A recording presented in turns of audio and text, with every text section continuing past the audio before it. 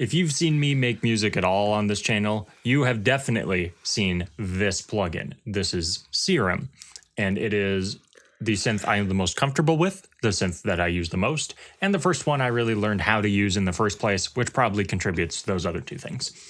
So I thought it would be fun to do an entire demo beat with only Serum as all of the sound sources, but also Serum effects as all of the effects.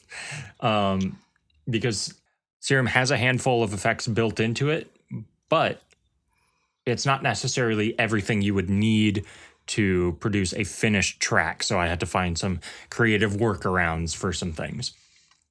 And yeah, I'll just kind of show you what I made here. So we've got our basic drums.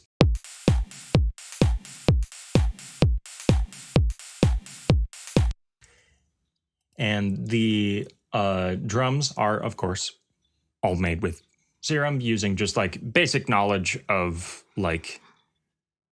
how drums be shaped. Mm-hmm. So the kick drum is just a sine wave that drops rapidly in pitch and has a little bit of distortion and compression on it. And then if we go in here, it's got a little more distortion and just a little bit of a low pass filter to cut out some high-end clickiness that we don't necessarily need our kick drum to have.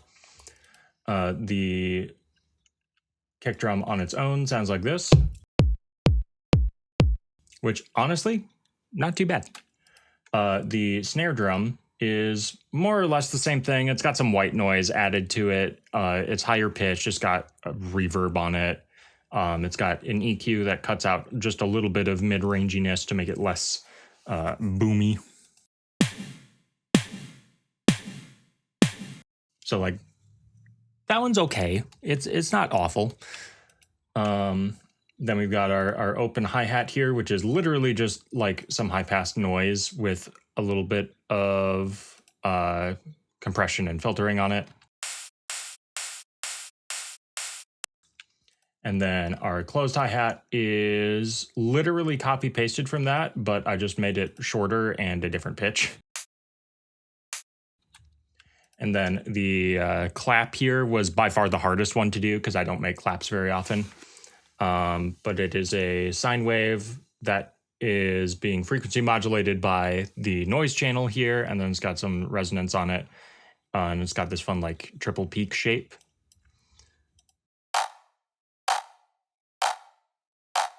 And so that is being run through a very small reverb to kind of give it some, I don't know, dimensionality. Yeah, I remember when you made it and I was like, wow, this doesn't sound like a clap. And then you put it in and I was like, oh, now it does. Yeah. I don't know. It was very interesting.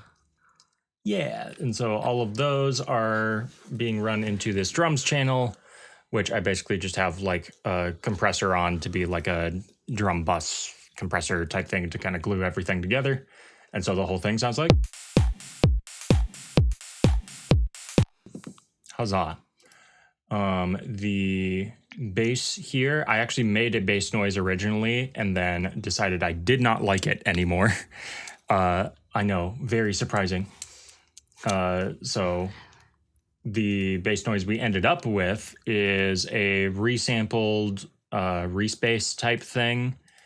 And it's got some sidechainy stuff on it, and then the low end is cut out of these two oscillators to make room for this clean triangle sub, so the whole thing together sounds like.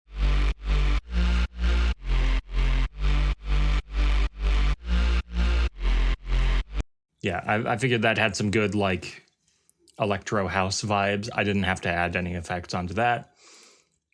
Then for side chaining here, it's just everything that I wanted to be sidechained, which was basically everything except drums, is being sent to this final sidechain send. And normally I would use a really short sound leading into a compressor that ducks everything when the short sound plays. But the compressor is not Serum Effects, and you can't do that with Serum Effects. So I just had to automate the volume on that channel. So like if we look at this with just the side chain, you can see it moving up and down, which is why we couldn't hear it when it played, because if I hit play on it, then hit stop, it stops wherever it was at. And if you're in pattern mode, it doesn't update it because the automation isn't a part of the pattern, which is dumb. Then I went and made some chords. The chords are really straightforward.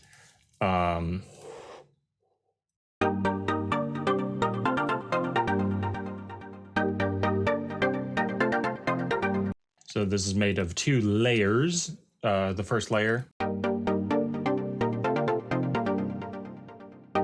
and all the effects I added on that were delay and reverb. It's just detuned saw waves. One's an octave down, and they're being run through a low pass filter to make it plucky. And the same thing is going on over here, except this one's got a phaser on it to make it different. I also had to EQ out a little like high-end bit because it was annoying without it. We've got this lead sound here.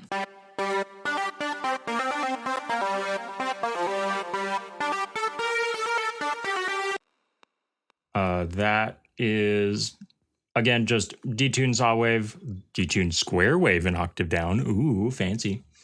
Gone through some rectifying distortion and then some hyperdimension to kind of smooth out the roughness of that.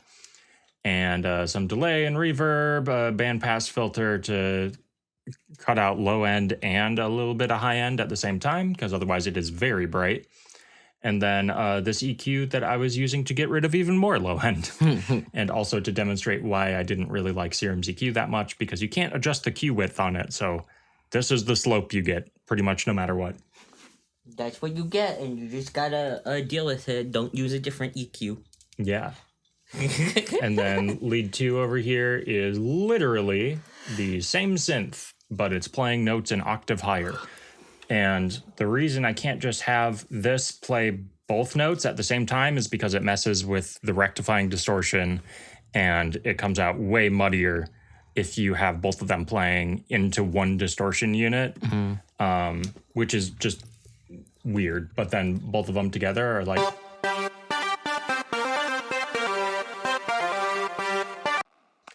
And then we've got these bigger chords because I wasn't 100% happy with how these chords sounded on their own. So we added these.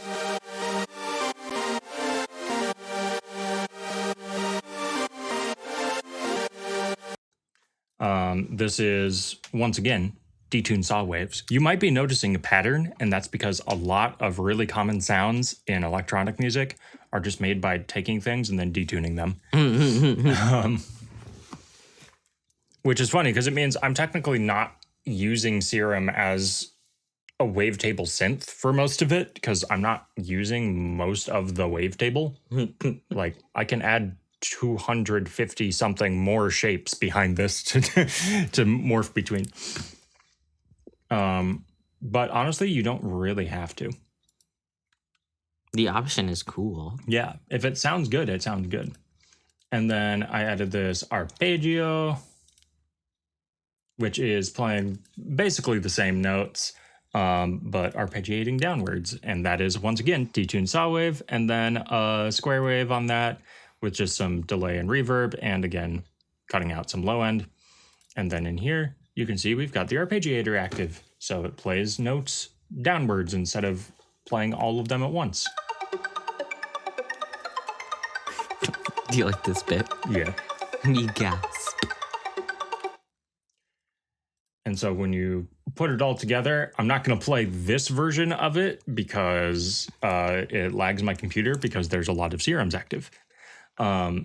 So I rendered it out over here. The only thing we're really missing is the master effects, because I can't have a limiter because Serum Effects doesn't have that. But what it does have is a soft clipper, which does basically the same thing. You can't adjust like the ceiling of the limiter, so it only is able to get so loud before it starts distorting.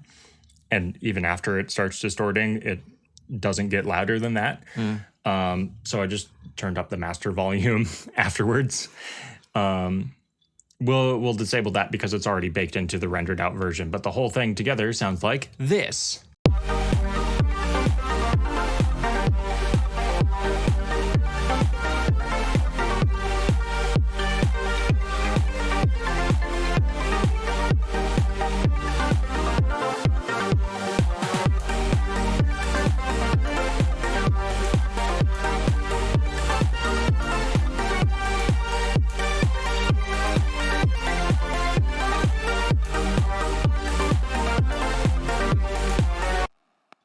And then it just cuts off abruptly because that's how Serum delay works, I guess. But yeah, that's Serum only. So originally we recorded me actually making this, and then I messed up the recording settings. So the next one will hopefully, you'll get to see more of the process of it instead of just us talking about it afterwards. But if you just show the video of you working on it, but it's only 2 seconds long. I mean, it could be completely silent too. That'd be funny.